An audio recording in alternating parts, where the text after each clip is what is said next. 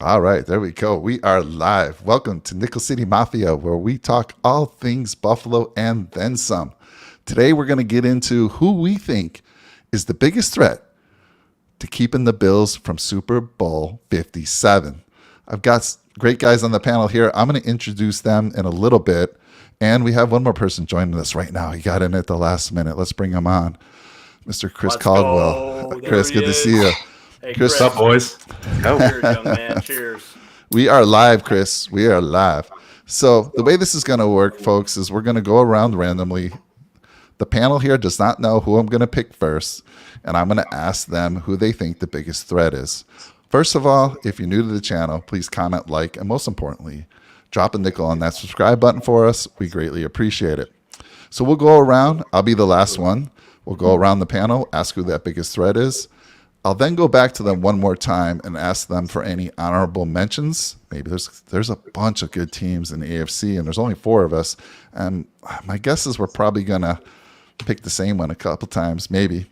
And then I'll ask them for who they think the top 4 seeds are going to be, and most importantly, who that top seed will be, because we know how important that is. I mean, that's the only seed that gets that first bye week, right, in the playoffs. They don't have to play. They get the rest up. And I'm not so sure that's a good thing anymore, honestly, because what we've seen in the past is you take that week off, you lose all that momentum, and then you get sniped the next week. So let's get going. I'll introduce the panel as we go around, and I randomly call on them. And Chris, since you just joined, I'm going to give you a few minutes here to collect your thoughts, right? Maybe go get a drink too. Jake just opened one, so I'm feeling left out. I'm working on the Labatt sponsorship, Mike. I just want you to know. So I'm going here, this is great. All right. I love it. By the way, we are streaming live to Facebook, YouTube, and we're streaming live to Twitter. We're streaming live to Chris's Twitter account. Now, mind you, Chris has a lot of followers on Twitter, and he's a Ravens fan. So we're going to get a lot of Ravens fans seeing this. And hey, if you're out there, work your way over to YouTube at some point after the show. And again, subscribe to the channel. We'd love to have you. We don't care whose fan you are. We're a friendly channel here. We love talking football with any of you. All right. So since we're giving Chris a little bit of time, I feel it's it just has to be this way. We should always start with our guest. And joining us today from the Red, White, and Bills YouTube channel, a good friend of ours. He's been on many of our shows. You guys have seen him. I will say this. I've been watching him on social media, and I think the kids call it, this guy is yoked. He's been working out. I think he's ready to take on AJ Epinesa. I think he's going to put some pressure on him. I think he got a special invite to camp this year. And I also know he likes to play O-line, or I think he played O-line earlier in his days, and he loves to talk O-line. So here he is, Mr. Shawn Kula. How you doing, Shawn? Oh, great, guys. I can't wait to talk with you. Sorry, it's been a long time, but better late than never. Better late than ever. Exactly. So good to see you, and so good to have you on. So let's start with you, buddy. Who is your top threat in the AFC? Who you fear the most? Well, as you guys know, there's a lot of great teams, but I think the one I would choose would be, one of them I would choose would be the Broncos. And I'll say that because they were a top 5 defense last year, and they added the likes of Randy Gregory, who's another dominant pass rusher, and they added Russell Wilson to throw to Cortland Sutton, Jerry Jeudy, Drew Lock. He's up and coming young guy, but I think Russell Wilson will add that dynamic runner and a passer, and someone like Cortland Sutton will have a phenomenal year, I think, in fantasy too. But I think the Broncos, even though they're in a tough division, Russ got that experience, and he's won a Super Bowl before with this good defense and a couple good offensive weapons, good running back crew. I think they would. I wouldn't be surprised if they didn't, but I'm a little bit worried about the Broncos this year. Okay. I have to say that's my first surprise of the night. I've already been surprised with all the good talent, but they are on the list. There's so many good teams in the AFC. So I'll ask you, Chris, what do you think about the Broncos? What do you think about Shawn's pick there? So when you were going to go around the second time, that was my team that I was going to do as my honorable mention. So I know they finished last in the division last year, right? Yeah. Okay. I think there's a theme, from worst to first. So I'm with you, Shawn. I think there's going to be a couple worst to firsts this year, but there's no amount that you can put on Russell Wilson joining a team that you can't. You just can't put a number on it. It's just he brings leadership, skill, and he's just exactly, you can tell by what they gave up to get him that they know that team's one player away and they got their player. And, that's the hardest division in football. I don't think any of us are going to sit here and argue that it's not. I think the lowest win total in the division is 8.5 with Las Vegas. So if that's your worst team in your division, and some might say they're even better than that with Devontae Adams now, but division's absolutely stacked. And I think that if you're going to keep up with Mahomes, if you're going to keep up with Herbert, you have to go all in and get a guy like Wilson. So I'm with you, Shawn. I'm pretty big on the Broncos this year. Already had a stout defense, already had the offensive weapons. Fantasy football players around the world were just oozing, like, get me a quarterback on that team. I want to see Javonte Williams eat. I want to see Jerry Jeudy eat. I want to see Cortland Sutton go off. So it's time. I like the call. All right. What about you, Jake? Yeah, it's a great thought there, Shawn. I like it. That's going to be crazy to see who actually finishes in first in the AFC West, because they are loaded right now. I've never seen so much talent in the division. You throw it back to the old AFC West days when you had the Chiefs, Raiders, and Chargers, and the Broncos when they had all the great running backs. You had LT, you had Charlie Garner, Priest Holmes, then you have Clinton Portis for the Broncos. Well, those teams were so far apart in talent. Now you have these stud players on each of those teams, and they're all good. I don't know who's going to finish in first place, but I definitely think they're a threat. I mean, obviously, adding Russell Wilson to that team adds so much value, so much leadership. It's just something you can't put a price on, like Chris said. Javonte Williams is about to have himself a year. I think, you still have Melvin Gordon, too. You have Bradley Chubb, who's unreal. Brandon McManus, shout out to the special teamers, too. Can't forget about them. KJ Hamler, love him, too. That team's stacked with a lot of talent. It's going to be they're just going to beat up on each other, I think, in the AFC West. They might split it down the middle, in terms of win-loss for each of those teams. So it's going to be very interesting to see, but good pick for your first one there, Shawn. Thank you. And I will say it's even possible that all four could make the postseason too. It might be. It might be the first time ever that all four teams in the division make it. Only thing with that, though, then you'd be saying either the Ravens, the Browns, or the Bengals. They couldn't make it. So AFC, we didn't talk about at the top of the show. It's ludicrous how stacked the AFC is. It's like if you want to place future wagers, you should almost just go right to the NFC because way easier path to the Super Bowl there. Yeah, totally agree. All right. Well, Chris, you were just speaking, and I was going to start off with you first because this is the most interesting to me, what you're going to be saying. And I'm curious if you're going to be, very biased to your team, or you're already sporting the Ravens shirt. We're streaming to your Twitter account where there's a lot of Ravens fans. They're going to be probably very disappointed if you don't say your team. And my son is very interested in what you're going to go with. But by the way, this is Chris Caldwell. He is part of the Nickel City Mafia Network. He's kind of a utility player. He jumps on any show whenever we need him. But his main job here at Nickel City Mafia is that fantasy football show, which we've been saying is going to be, we're going to hopefully have it next week, but no more than 2 weeks away from getting that kicked off. Mr. Chris Caldwell, good to see you, man. Yeah, you too, guys. Thanks for having me. So tell us, who is that biggest threat to the Buffalo Bills in your mind? I don't even have to say anything. You're looking at it right here. Where's it? Right there. Yeah. So, yep.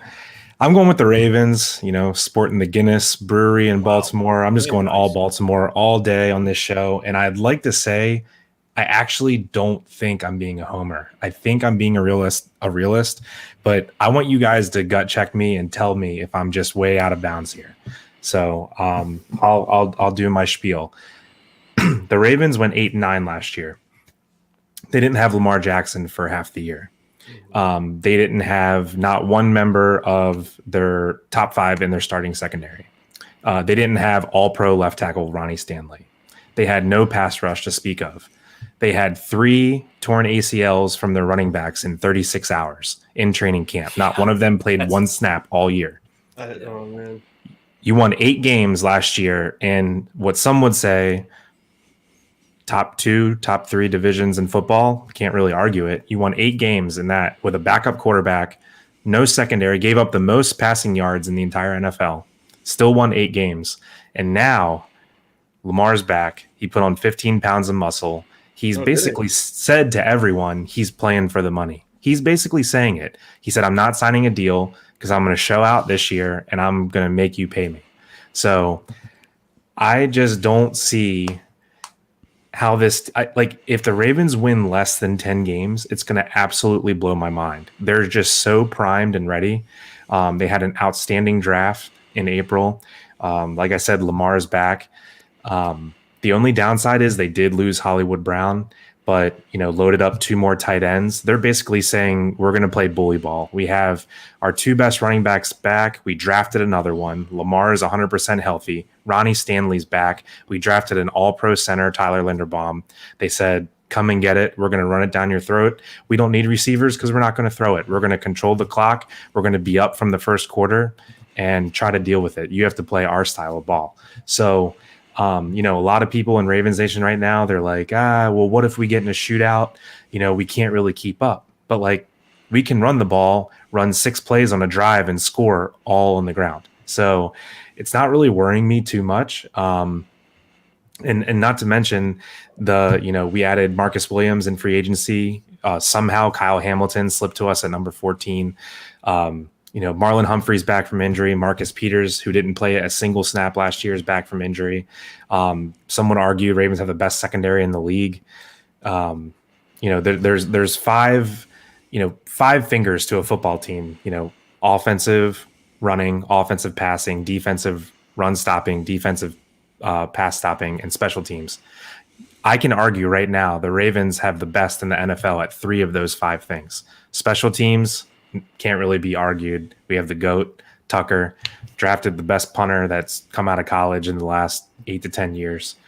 Running the ball, we show it every year. Lamar, he's just a freak of nature. He can't be stopped. J.K. Dobbins is just waiting to explode. And then our pass defense, we have 2 all-pro corners, Marlon Humphrey, Marcus Peters, and then you add an outstanding safety, someone we've been craving for years, that Ed Reed type ball hawking safety, him deep. And then we have Kyle Hamilton playing close to the line of scrimmage. Adafe Owe, very promising edge rusher.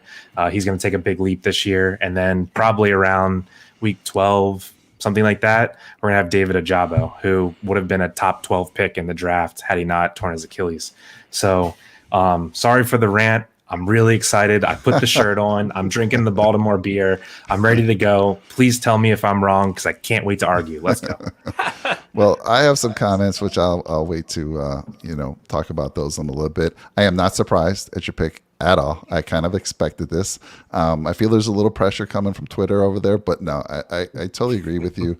I see what you're saying. I understand the injuries, but before I get into my comments, I'm going to throw it over the wall to have Mr. Jake Podger fact check you and let you know if you're being a homer or not. Jake, no, why don't you go ahead? I don't think he's being a homer at all. The Ravens were my second team. My first team, I'll let you know in a little bit here, but I think they do, no question, have the best secondary in the NFL. There's no doubt. You forget about Chuck Clark, too, by the way, Chris. I mean, there's trade rumors there, but I hope we keep I have heard. And then you also forgot to mention Devin Duvernay for special teams. I mean, guy's an all-pro. Pro Bowler, yeah. And now we might be one of the starting receivers there, which is interesting. But like number 2, number 3, yeah. You don't have to throw it to those damn receivers.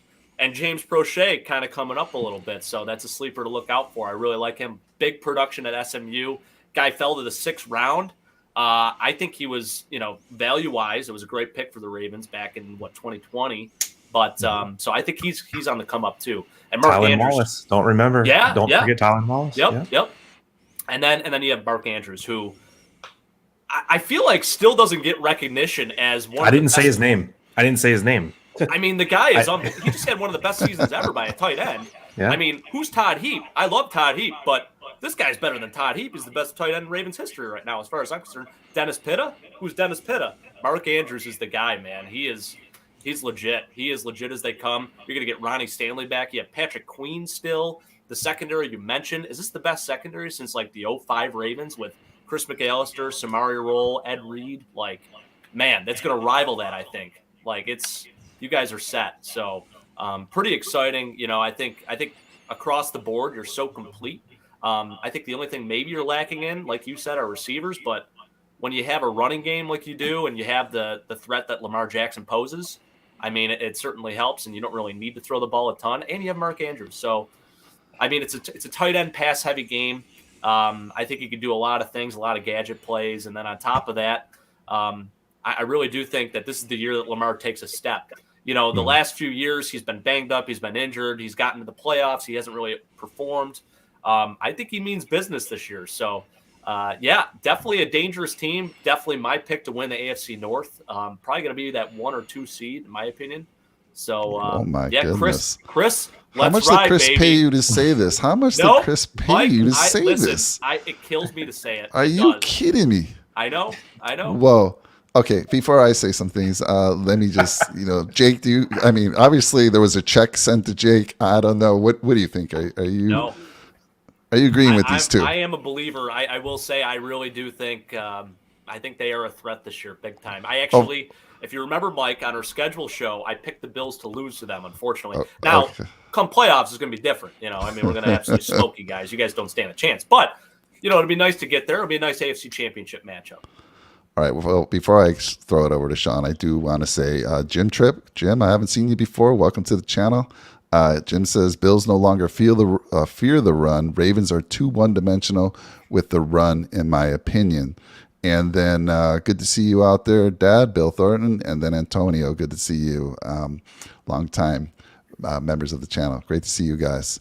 And then let's see here. I'll wait before I show his other comment. All right, Shawn, let me throw it to you. Obviously, Jake was paid off. What do you got to say? Well, I do love the Ravens. I figured Chris was going to pick them, so I didn't say anything about them. But they are on top of my list too. And getting back to last year, I thought even with Lamar being out, that they still had a chance to win a division. Yeah. And then they started losing DBs, and then it's hard. But that's why I was saying on the show that the Bengals kind of got lucked into the Super Bowl, because if Lamar was there the rest of the year, the Ravens would have won the division. The Bengals would have been out of the playoffs regardless. So, but yeah, like you guys all said, you hit the nail on the head. Yeah, they got they're kind of thin at receiver, but when you can run the option with Lamar, you got those running backs that are filthy, and you got Mark Andrews and the other tight ends you guys got. You don't really need Stephon Diggs or D Hop or another receiver like that, because those slant plays and Lamar will create stuff in the middle anyway. So, because they'll be so worried about the run that the wide receivers will be open. And like you say it's one dimensional, Jim, and I respect that. But at the same time, I think when you're really good at that one thing and you can be average at the other things and then still be a really good team. And I wouldn't be surprised if they're one or the two. Obviously the Bills are the 1 seed, but I wouldn't be surprised if they're the 2 seed. Oh my goodness. All right. Well, no surprise that Chris picked the Ravens for sure. And my son's going to be certainly very happy about that. But let me just say this. All those injuries, they just don't magically disappear. It doesn't mean they're going to come back fully healthy. Who knows how long it'll take for them to get back to the form, right? I know people say ACLs is not a big deal anymore. I think you and Rick had that debate on one of your shows. But we ACL have is this, like a rolled ankle these days. well, that's what they're saying, but that's not necessarily true. Trey. I mean, so getting back from those injuries, which were massive, I don't know what you can say that. I think it's going to be a rough start until they get adjusted. We have the same situation with one of our biggest players, which is Trey White. We don't know what form of Trey White we're going to get, and whether he's even going to play day one. So that's interesting. Second of all, 15 pounds heavier means he's slower. Wow. He's going to be, look it. He's been getting beat That's up. He's been incredible. running in his first few years. The guy sprained his ankles left and right last year. And Chris, I don't know, from a fan, like my son was basically crying, like why they only needed to get one game, and it felt like they were in every game. And the backup quarterback, what's his name? Has escaped me. Huntley. Huntley. Huntley just couldn't get it done. I mean, He seriously. played well, though. You got he did play well, but he just couldn't get one more victory. It was just unbelievable. So I don't know. I don't think Lamar's the Lamar we saw the first few years. He's dinged up, and I don't think he can keep running at the pace he is. Yes, we know running teams are built for the playoffs. Look what Indianapolis did to us last year. Just destroyed us, right? And then Tennessee. That wasn't the playoffs, though, Mike. No, I know. But it cost us a seed, right? It cost us a better seed. Did. And then Tennessee as well. Tennessee has gotten the best of us a couple years in a row with their running game. And then we saw what, I hate to say this, we saw what the Patriots did in that Blizzard game. It was all about the run. So Chris, I agree that the run can get it done, but this is a passing league, and there's going to be some times when he's got to throw that ball. And I don't think the tight ends can get it done. I was disappointed to let Marquise Brown go. Let me just do all right. Just one rebuttal to Lamar Jackson dinged up thing. So I think he gained the weight to kind of protect against injury, right? Look at Cam Newton. Cam Newton, Lamar gained 15 pounds, and Cam Newton is probably 25 pounds more than Lamar is now, right? So, he wanted to bulk up a little bit. Also, Lamar's injury that he missed the rest of the year last year, it was in the pocket. Like, he wasn't 15 yards downfield and got whacked, right? That's different if, he's stubborn and doesn't get out of bounds. But he's not really an injury-prone player. I mean, he had the poops one time and came back and won the game on the last play. And then other than that, he got sacked and he got his ankle rolled, and it was a high ankle sprain. It happens, man. It just is what it is. But people always say we'll just make Lamar throw it. But Lamar was a unanimous MVP in 2019 when he led the NFL in throwing touchdowns. He's already proved he can throw the ball. So, and it's a lot easier to throw it when the defense has to respect you running for 200 yards every game. Every throw becomes easier. The receivers get that extra half yard of separation from the linebackers. So I'm not saying he's an elite passer. I'm saying the scheme that they run, and they are literally leaning into it as heavy as possible. You can't go half-ass with that scheme. They're saying, we know who Lamar is. We know the talent we have at running back. We know the talent we have on the line. We're leaning into this scheme. And, when he won MVP, his leading receiver was Willie Snead with 600 yards. So this is possible. This type of ball is possible. And I'm glad we're going to give it one more try. Greg Roman, this is it, buddy. This is your last hurrah. You either make the AFC Championship game or your ass is out of here. All right. All valid points, Chris. All right, so I see you out there, Slinky. I see your other comment, Jim. I don't want to ruin anything we're about to talk about. I'll throw those comments in when we start talking about them. So stay with us. And all right, next up, my regular co-host on the Buffalo Bills shows, All That We Do, over there on the East Coast. All three of you guys are on the East Coast. We got Chris out there in Maryland. We got both Jake and Shawn out there in New York. Jake, you're right outside of Buffalo. And Jake Podger, how you doing, buddy? I'm great, Mike. Good to see you. Fantastic. 15 minutes away from the stadium. I might drive there right after the show here just to get a little inspiration.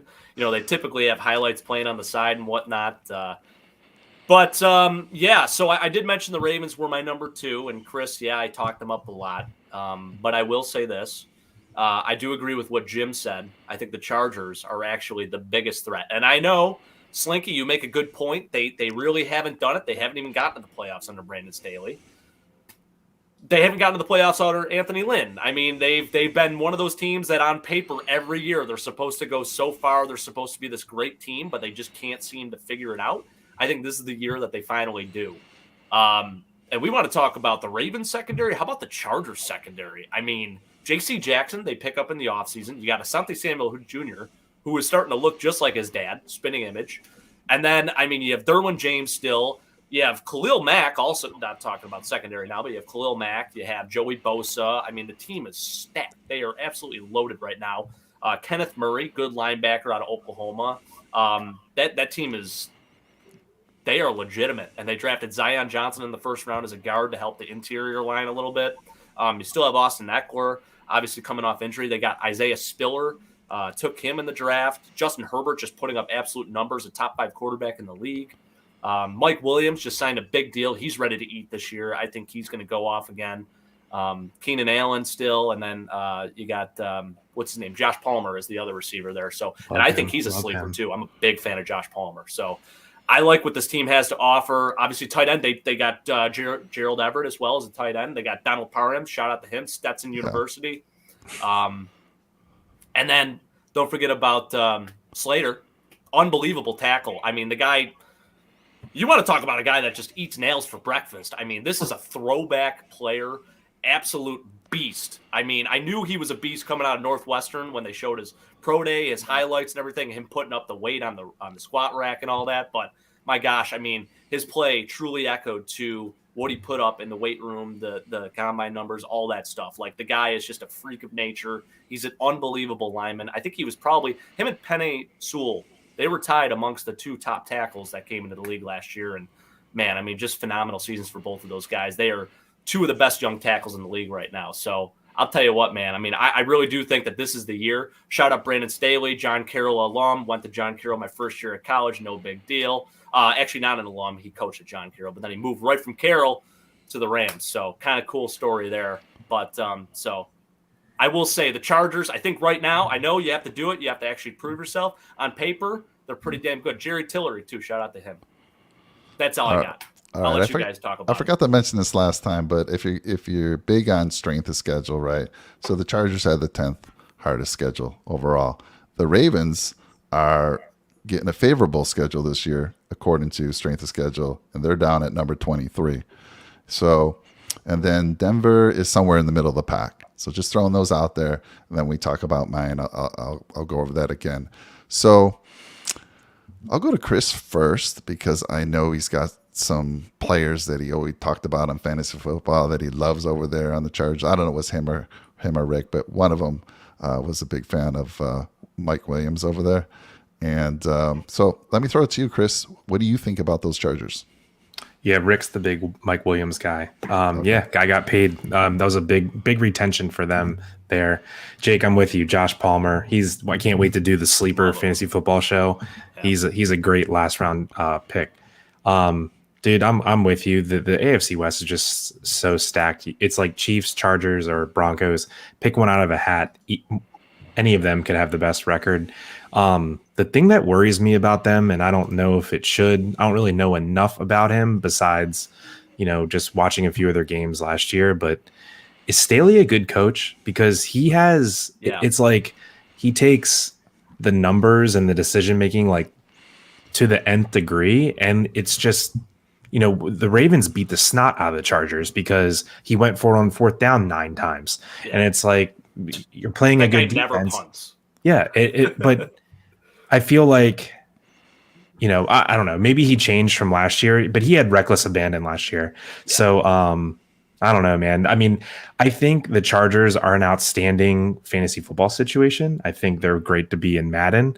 We'll see how it all comes together. Like a couple people in the comments are saying they have yet to do it. I think they're going to do it.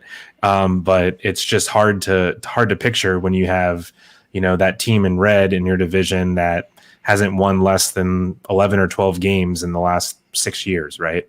So no one's talked about them yet. I don't want to talk about them too much just in case Mr. Thornton up there is going to bust them out. So, yeah, man, I'm just like super excited to see how this, 3-headed monster plays out in the division. But the moral of the story is draft all the Chargers in fantasy football. Pretty much. Austin Eckler, also a beast. Yeah. Shawn, I'll throw it to you. What do you think about the Chargers? Well, I do think they're going to make the playoffs, but I just don't think they're going to be as good as what's expected of them. I mean, they've always had a stacked team. I mean, last year after the first few weeks, they were supposed to win the division. They were looked at as, these guys can make a run in the playoffs. And yeah, they added J.C. Jackson, but without Bill Belichick, and is he going to fit with this defensive scheme? Is he going to, without having Bill in his ear, is it going to be the same situation for him? And then, like I said, they got a great secondary, great defense, but there's a lot of question marks with the head coach. And like I said, they've had a stacked team in years past and just couldn't do it. So with that division getting harder, are they going to be, this top tier team? Like I said, I think they'll make the playoffs, but I don't think they're going to be like fighting for a 1 or a 2 seed. I just think there's just too many question marks. And like Chris said, can't count out the Chiefs. And although I do think they're really good and they made a lot of offseason moves, they're my one team that I'm just kind of like, in my mind personally, I just think they're the overrated team out of the 7 playoff teams that I got, for me. So, but with that being said, you guys all made valid points. I think they're a great team still. I just don't think they're, that top tier. Yeah. Okay. What's potential there? I mean, I think Herbert is just phenomenal, right? And they're local out here to us. I mean, I've been to I live like an hour away from San Diego, so I got to see the Chargers with Rivers there, but I haven't seen one game with Herbert. But the guys, I mean, when you're talking a team that can get you to the playoffs and be strong in the playoffs, it starts with quarterback, right?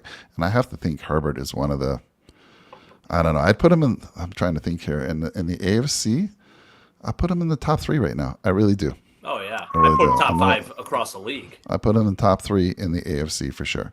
That's just my call. So you're putting Allen 1. Yeah, of course. Probably have that Mahomes guy up there too. So is Herbert next? Too. Yep, Herbert's next. No, I think.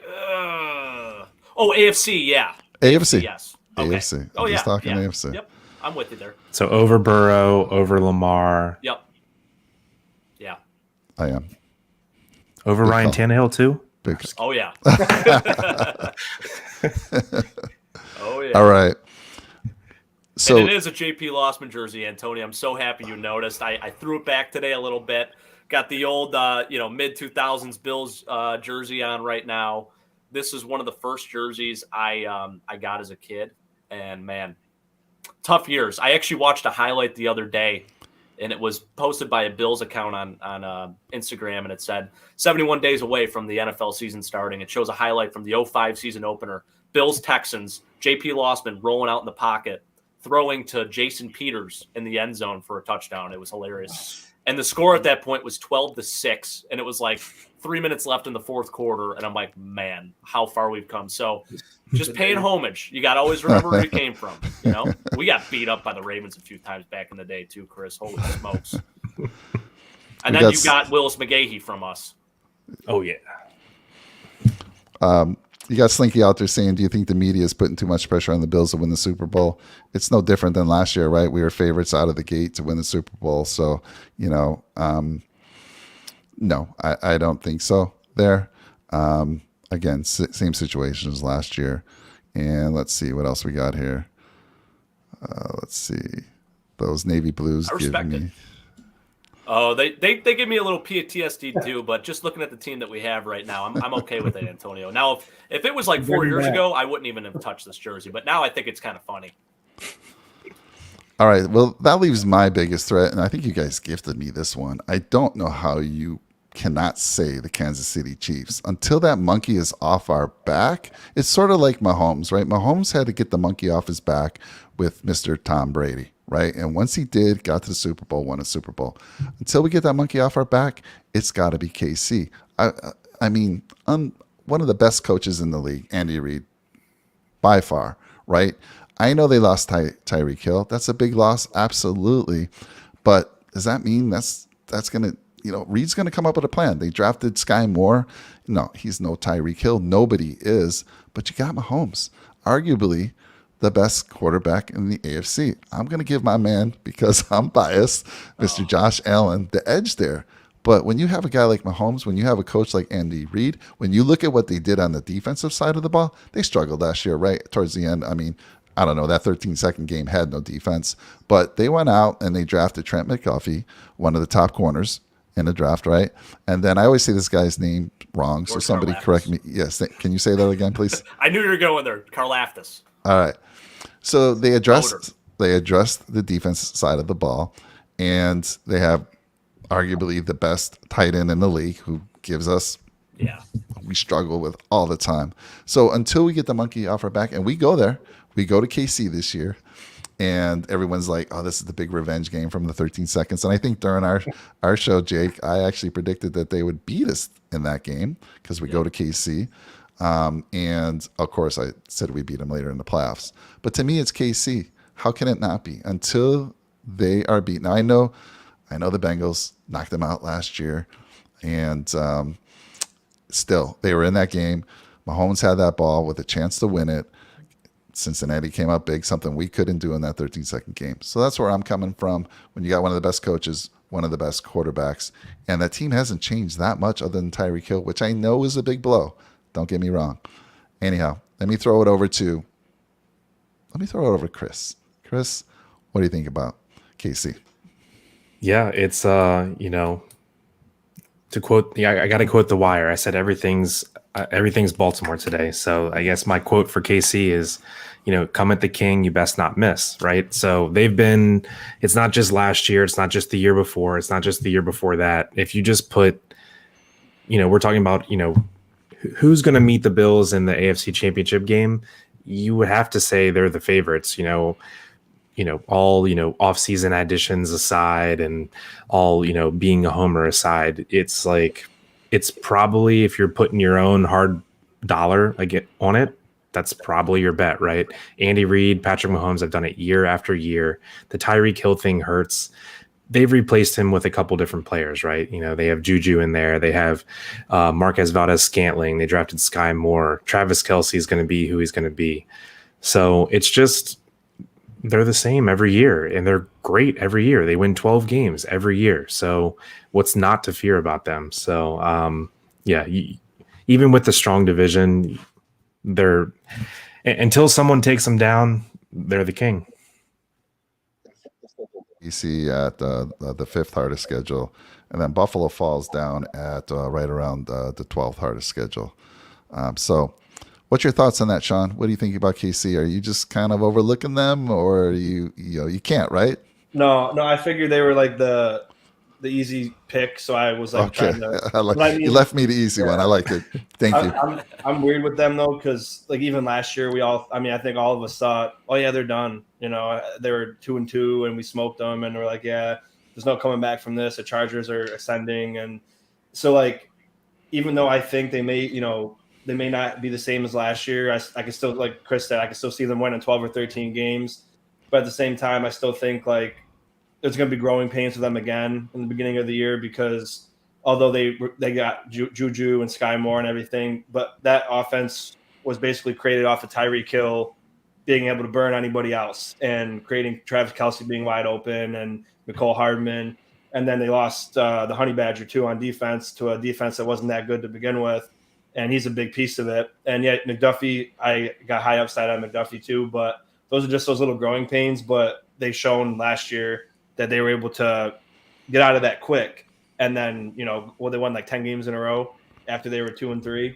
So I'm weird on that. I know they got growing pains, but I don't think it's like if the Dolphins had growing pains, because if the Dolphins got growing pains, it's going to take them a lot longer. But I think the Chiefs will just be able to, they might lose a few games that you wouldn't expect them to lose. But again, like Chris said, I think when you look at who's probably going to be in the AFC Championship, you got to put them first until it happens. Yeah, last year they got off to a slow start, but they had revamped their offensive line completely after that Super Bowl loss. And it took them a while to get going. And once they did, it was KC as norm. And I'm not sure if they're back all together again this year, but that offensive line's great. I don't say great, I should say good. They still have the same, they're not much of a running team, just like the Bills. They have the same backs there. They have Clyde Allaire. They have Ronald Jones coming over from Tampa. And they had Jerick McKinnon, who was really good for them last year towards the end of the season. I mean, he was like, damn, where did this guy come from all of a sudden? And anyhow, so what we got here, top four threats. I'm shocked that we all had different ones. We had Shawn coming in with Denver. We had Chris coming in with the Ravens. We had Jay coming in with the Chargers, and myself coming in with the Chiefs. So next I'm going to go around the room and ask for any honorable mentions. Just give one, because we might all have an honorable mention. And then also, when it's on you, also tell me those top four seeds that you think are going to be coming out of the AFC and who you think the number one is. So, Jake, I'm going to throw this one over to you, my friend. I really battled with this one because I had two teams in mind. So honorable mention to the Raiders. Now I know you think I'm crazy, but I really do like what the Raiders have done. I think they've really upped that team quite a bit. I mean, obviously Devontae Adams is the biggest name, right? But Chandler Jones, you have a couple other guys, but that's not my team. I'll save it for someone else. Okay. The Colts. Ben, thank you so much for getting me started on this.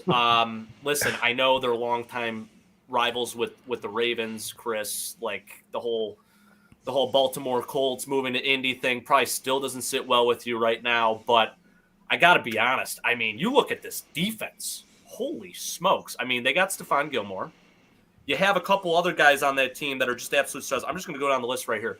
Kwity Paye, DeForest Buckner, Grover Stewart, who I really like, actually, by the way, drafted in the 4th round in 2017. He's an up-and-comer. Yannick Ngakoue, traded from Vegas to them. You got Darius Leonard still, Bobby Okereke, who's, I think, unbelievable, one of the leaders and tacklers this year. Isaiah Rodgers, who's starting to develop into a pretty nice corner. You still have Kenny Moore, who's probably 1A, 1B with Taron Johnson for best nickel corner in the league. Marlon Humphrey, too. We'll throw all three of those guys in the mix. But they are stacked. And then you get Matt Ryan at quarterback, who I still think has a little bit left in the tank. I think he's still a very good quarterback. You have one of the best offensive lines in football. You got Jonathan Taylor, going to be the number 1 pick in every single fantasy draft this year, probably. And then you have Michael Pittman, who came off a phenomenal year, big body guy, good bloodlines. His dad obviously played running back for the Bucs back in the day, won a Super Bowl with them. And then you draft my guy Alec Pierce in the 2nd round. I mean, shoot. And I know some people are hit or miss on Alec Pierce. Ben being one of those guys. I talked to him earlier about this. He's not a big Alec Pierce guy. I am. I love what he brings to the table. I think he could be a very unique weapon for them. And then you still have Paris Campbell, who's a speed threat, deep threat going downfield. I just love what they have to offer. I think they are a sneaky good team. I think they win the AFC South. They probably get 3 or 4 seed, I'm thinking, in the AFC just based on that alone. But I think they are certainly a threat. Not just, obviously, they're going to win the AFC South. I think they're better than the Titans. But I do think we saw a little preview of it last year, Mike. They ran it right down our throats. And I do think that the Bills have gotten better with the run defense. I think they addressed that. I think they addressed it with the depth on the defensive line. But I will say the Colts do scare me a little bit, and I think they are a team not to be reckoned with this year.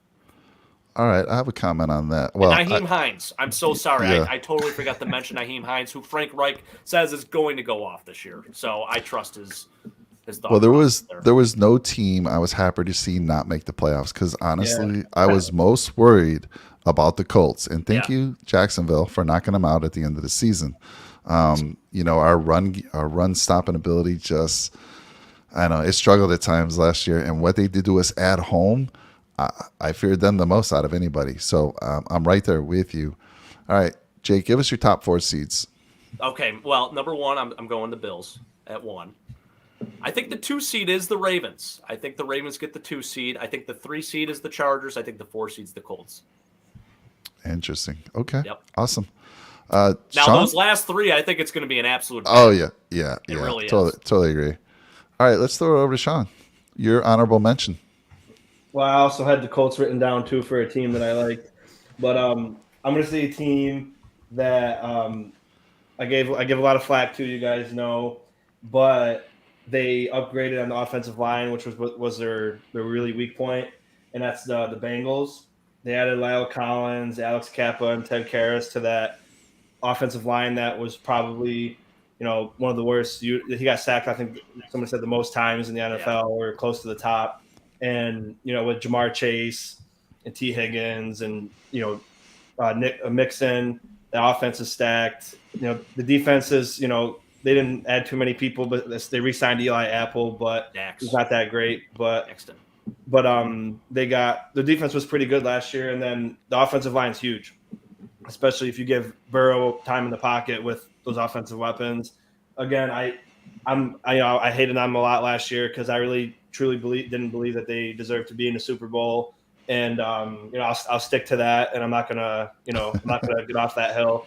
But they did make the necessary adjustments on the offensive line, which was they gave up a sack to Aaron Donald the last play of the game when Jamar Chase burned Jalen Ramsey the last play. So even though they didn't deserve to be there, they were in position to win, but the O-line failed them. And, those guys are just beasts. So they're definitely my honorable mention, and they could possibly, that division's tough too. And like I said about the Chargers division, that's the AFC North. That's a division I think could be, besides the Steelers, you get 3 teams in the playoffs for there, and it'll be a good battle. But still think the Ravens come on top in that one. All right. Well, I'm actually surprised. I thought somebody would mention Cincinnati as one of our top 4 threats, so I'm actually surprised. But I didn't. I'm not surprised that they're one of the honorable mentions. Chris, I'll throw this over to you. They're in your division. How worried are you about these Bengals? I think they're firmly the second best team in the division, behind the Ravens, of course. But I do think that there was a flukiness to their season last year. Anyone could have seen that. If Lamar doesn't get hurt, they're probably not even in the playoffs, let alone in the Super Bowl. So, if one thing goes wrong for them, their win total that they have on them this year, which is 10, is probably 8.5, right? Would anyone be that surprised at that? I like the way they've built their team. I think they have an underrated secondary. Their pass rush has obviously shown it can bring it. Burrow's the truth. They have 2 all-pro receivers. I don't have a lot of knocks on them. I just think, it's hard to say they're a year or 2 away because they just made the Super Bowl. But I think they're a year or 2 away from being that household name, that the Chiefs are, that the Ravens have been for the last 20 years. So I'm going to name another AFC North team, but good call, Shawn, on the Bengals. It's hard to knock a team that just made the Super Bowl. So yeah, I agree. All right, well, and then Shawn, your top 4 seeds. Did you say that already? No, but okay. It's tough. Obviously got the Bills 1, but as Jake said, you could interchange multiple teams for 2, 3, and 4. But of course, because I think the Chiefs could possibly be the AFC Championship game against us. Chiefs, Ravens, Broncos, because I picked the Broncos as my team. So interchange 2, 3, and 4. I wouldn't be surprised. Okay, agree. And then Chris, honorable mention for you in your top 4 seats. Just like Shawn said, Jake stole my team. I was going to go Colts as well. So I was real quick on the Colts. It's just that it's hard to put in words, as bad as Matt Ryan has been the last 2 years, just how much better he is than Carson Wentz, and especially the type of ball that the Colts want to play. That is an outstanding upgrade. So, especially, added a receiver there in the second round. Michael Pittman is poised to break out and be a top 12 to 15 receiver in the NFL. Jonathan Taylor is still 23 years old. The offensive line is top 5 in the NFL. Great defense as Jake was talking about. So yeah, I think the Colts are there. And the thing that we haven't really talked about much, today is just the strength of, or the lack of strength in that division. They have cakewalks against Houston and Jacksonville, and Tennessee was the 1 seed last year. No one's said a word about Tennessee, but I think that's because we all kind of agree that they've taken a step back. Derrick Henry's 28. Ryan Tannehill regressed big time last year. AJ Brown's gone. They have a rookie receiver that's battling asthma right now. That's kind of weird. Robert Woods is coming off a injury. No one knows what Tennessee is going to look like this year. Great coach team. But that's why I was all for the Colts. I think Tennessee takes a step back. Jacksonville and Houston are going to be begging for 5 or 6 wins. So yeah, really like the Colts. But I'm trying real quick to pick another team since we already talked about the Colts. And I'll just be really brief with it. If for some reason Deshaun Watson does not get suspended, how many times during this last 50 minutes will we have talked about the Browns? Probably a good bit. Yeah. They have an outstanding team. They went all in, very similar to the Broncos, right? They know that they're loaded. They said, we're the quarterback away. Here's all our chips. We're all in. And they got an all-pro quarterback. Broncos got Wilson. They got Watson. If for some reason, this is getting, churned for a while and he's not going to miss time till next year, or the suspension is only something like 5 or 6 games, I'm pissing my pants as a Ravens fan, because the Browns are good enough with Baker Mayfield. Yeah. When they have Deshaun Watson, it's over, right? Yeah, right. So, yeah, that's my honorable mention, is if Deshaun Watson plays this year, the Browns are likely the team to beat in the division. What's the chance you think that he actually plays? Everything I've read says he's going to be suspended. Like I'm hearing up to a year, 4 or 5 games. Do you have any information? Like, what's your gut telling you? 0. I haven't been like wasting too much time, looking at it, but I saw something that, like the NFL is pursuing indefinite suspension, which means to me at least 1 year, maybe longer, and he'll have to like reapply. It's like a Josh Gordon type thing where you're just out of the league and then you just apply a year or 2 from now to get back in. And there was two more cases brought up too that added to it. And then with there was that baseball player, I forgot his name. He was a jerk too. He got suspended for 2 years for, I think it was like 2 assaults or 1 or even maybe. Oh, Trevor Bauer. Yeah, it was 1 or 2, I think, and he got suspended for two full years. Watson has 24. Yeah, and so that's tough. Yikes. I don't like to say, I know you're innocent to proven guilty, but not a good look. It looks like the chips are stacked against you. You got a lot of people coming out, and I've seen a lot of legit videos of people coming forward, and these people aren't making this stuff up. So I wouldn't even be surprised if he never played football again, because at the same time, the NFL lets people beat their wife and they get suspended for 2 games and come back. So I've seen it, but I think he shouldn't play ever again. All right. Well, Ray Rice never played again. I was going to say Ray Rice, very close to home for Chris over here with Ray Rice, but I'm curious what the contract says. Like, if he's suspended, like, they have an out. The money? I've heard that they have an out, right? Yeah. All right. Yeah. All right. Well, enough on him. I still think Baker. Even if it's not Deshaun, I think Baker. He was beat up last year. He's never playing 1 snap for that team ever again. You don't think so? I think he could refuse to play and still get $18 million to sit the bench, and I would too, because why not?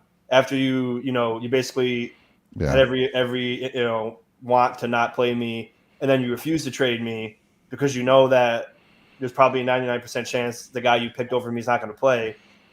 Now you're going to want me to come play again. I'll give him all the credit in the world if he still decides to play, because I think for me, I wouldn't want to do that. I would be too furious with, you gave up on me and then you won't even let me leave to go to a better situation for me and my family and to, for my career. And you're going to sit here and try to force me to play. So if he does end up playing, I'll give him all the credit in the world. But like Chris, I don't think he's ever going to play another snap for the Browns. I would, I'd be surprised. Yeah. All right.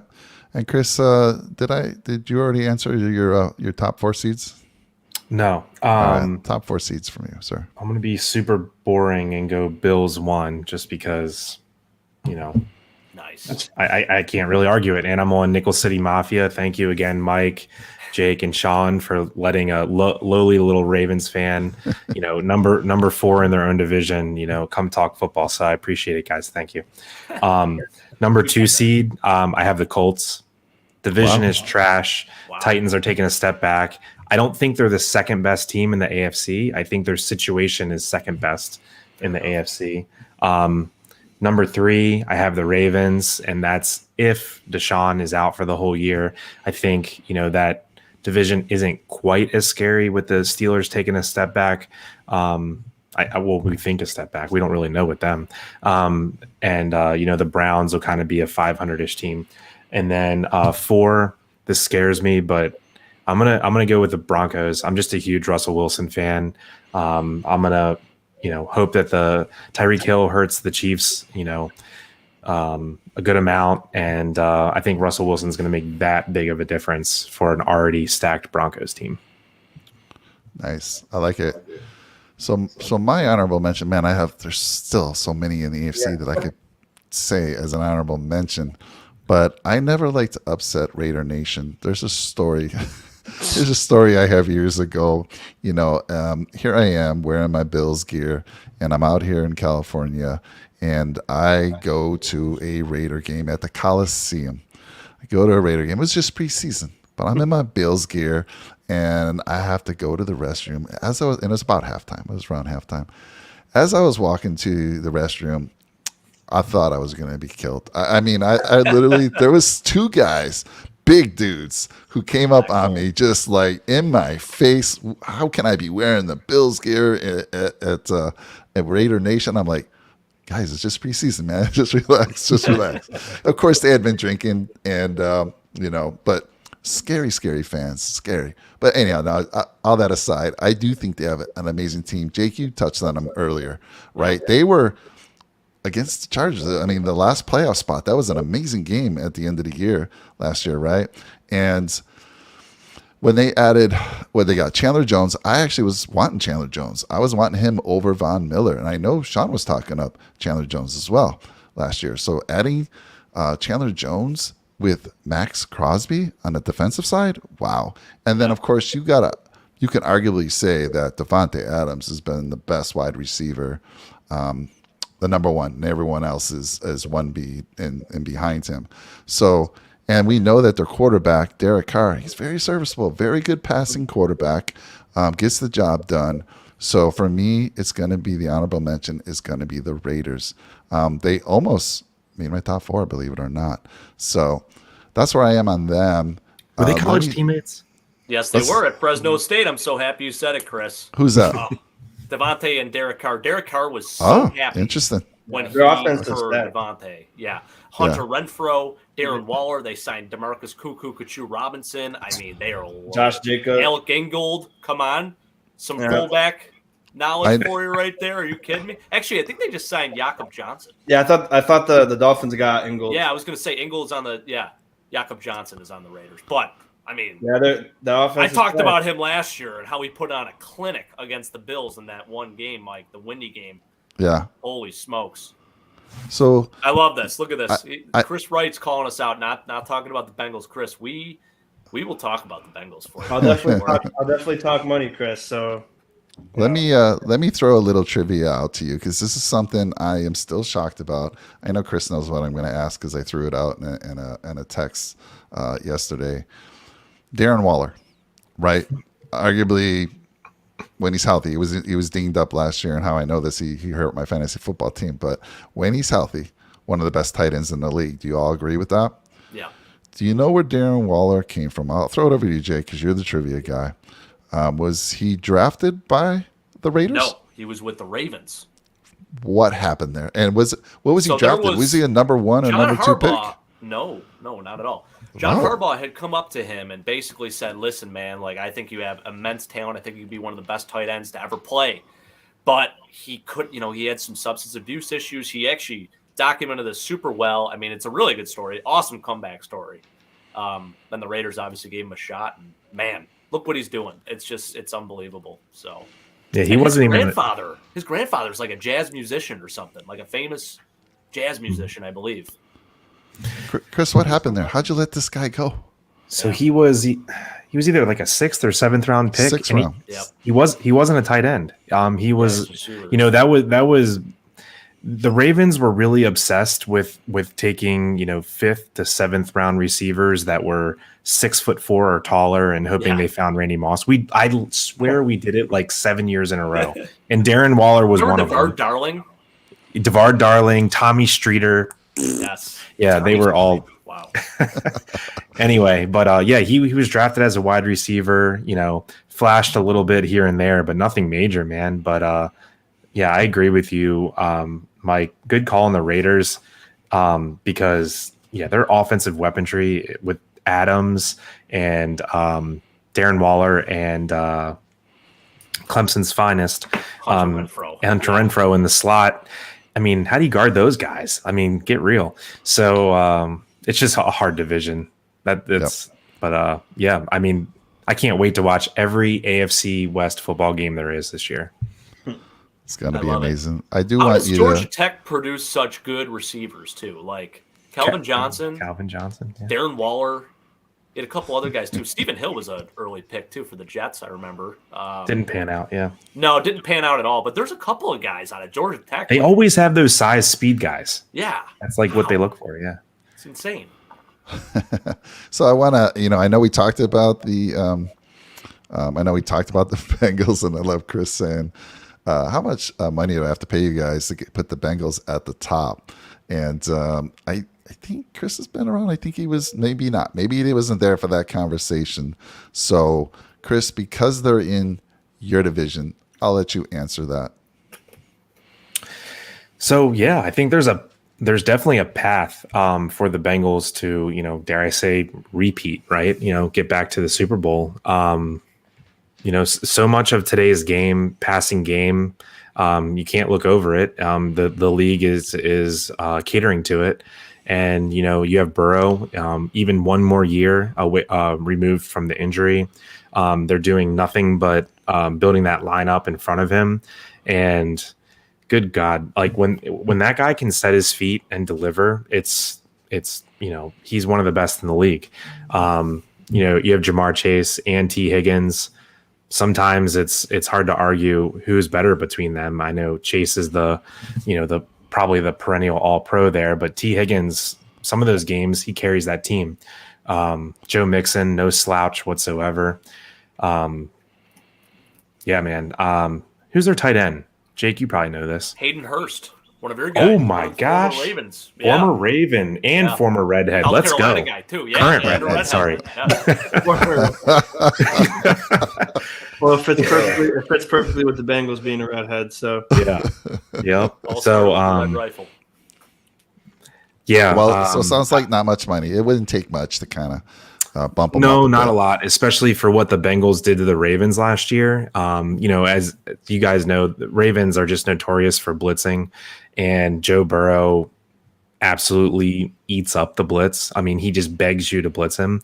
So yeah, I saw a lot of the back end of Jamar Chase and T. Higgins jersey last year, and I'm tired of looking at it. So I think the Bengals have overtaken the Steelers for, I'm not going to say most hated, but I cringe playing them more right now because the Ravens always have held their own with the Steelers.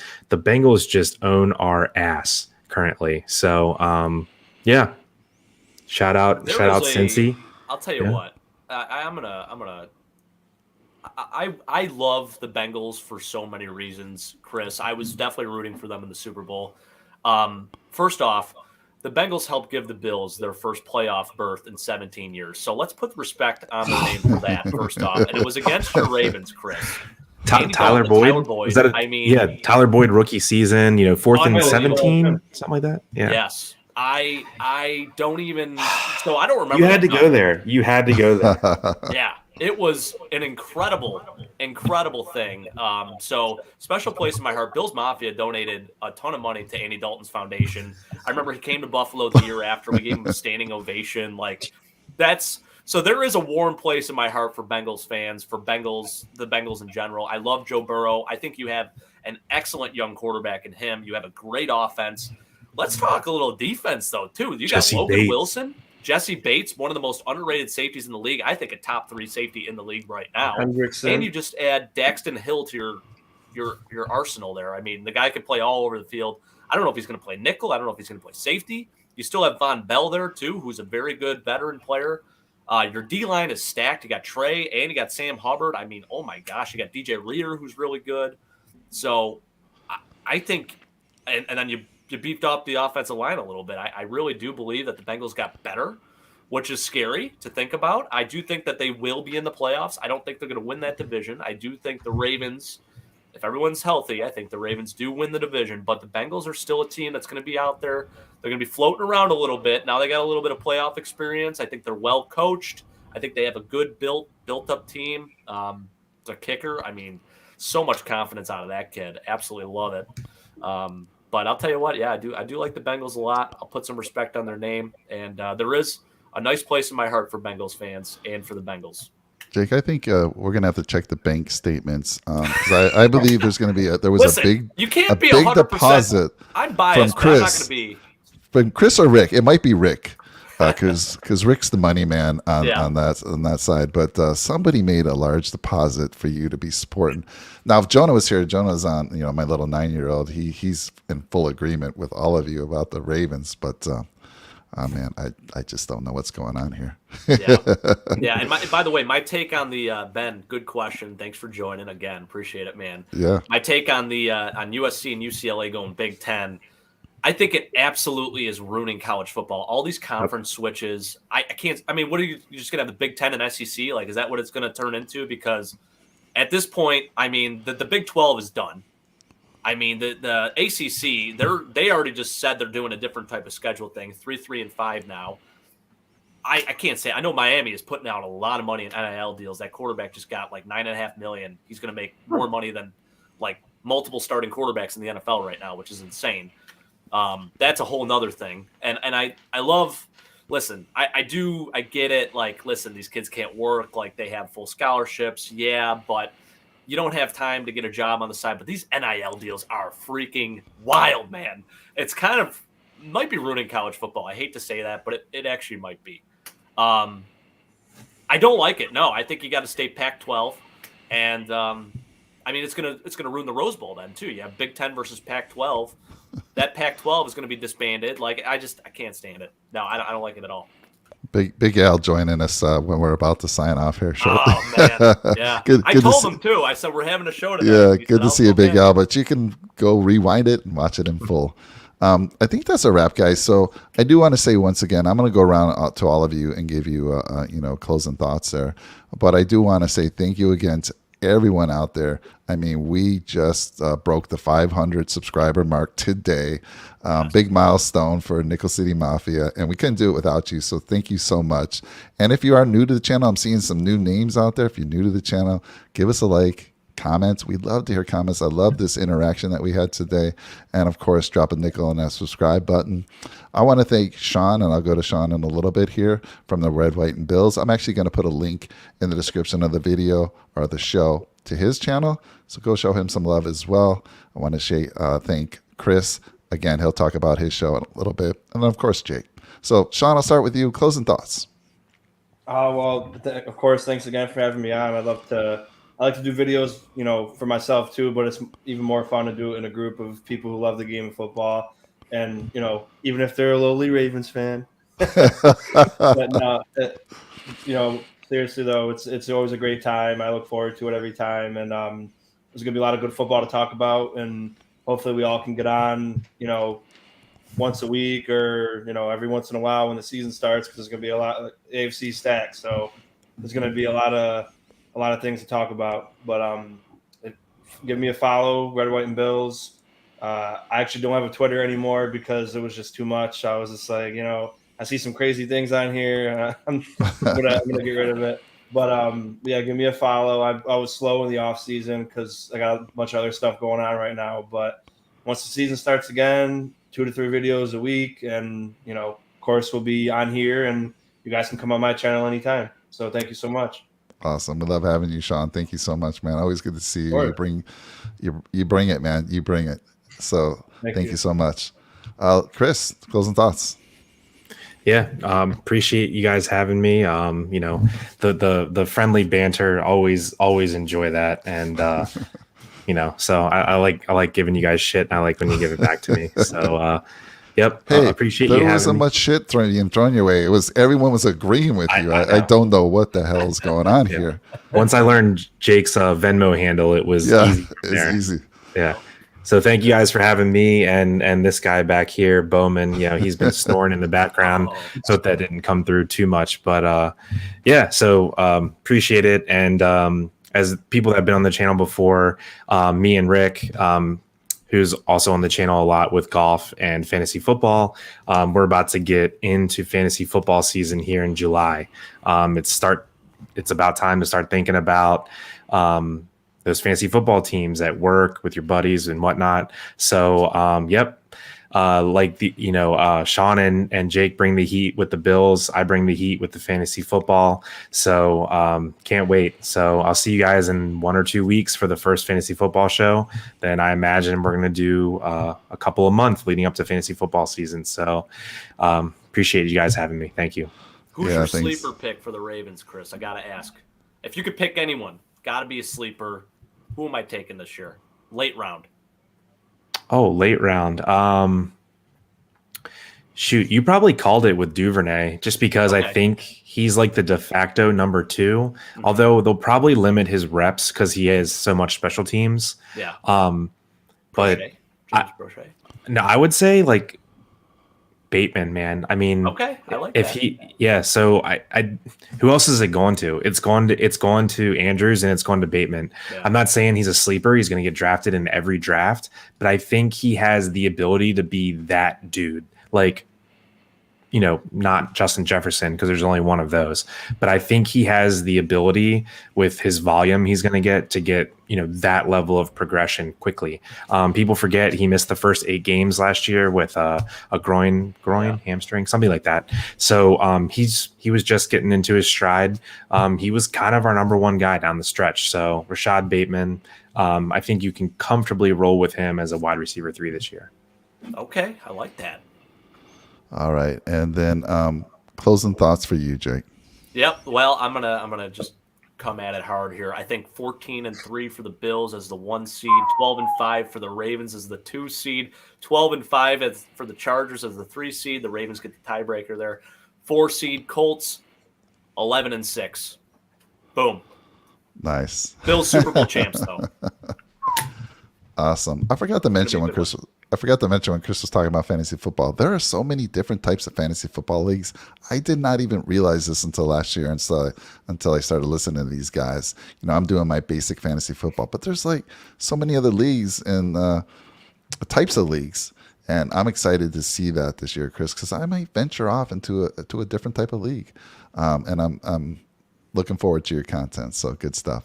All right, guys, that's pretty much it. Thank you again, all of you on the panel here. Greatly appreciate it. It's always fun to see you guys. So everyone take care. We'll see you next time. All right, Thanks guys. again, subscribers. Bye now. Go Bills. Okay, go Bills. Go Ravens. I just